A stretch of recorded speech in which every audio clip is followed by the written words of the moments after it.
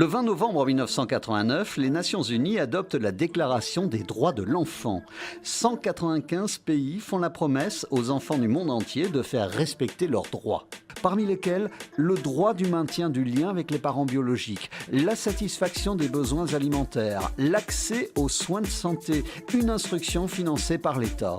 Mais à ce jour, 150 millions d'enfants de moins de 5 ans souffrent d'un retard de croissance dû à la malnutrition.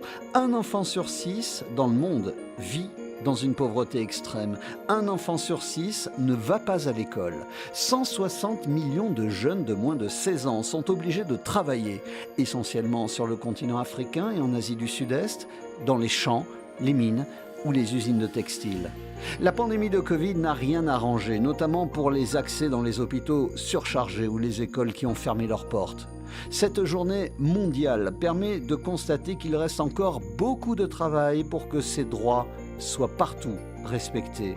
Pour la petite histoire, le premier à avoir posé les bases de ces droits pour les enfants est Jean-Jacques Rousseau, dans un livre qui se nomme Émile ou de l'éducation, dans lequel le philosophe évoque notamment l'importance de cette éducation chez les jeunes garçons, mais aussi les jeunes filles. Au Japon, les instituteurs de maternelle ont l'obligation de lire ce livre. Exemple à suivre.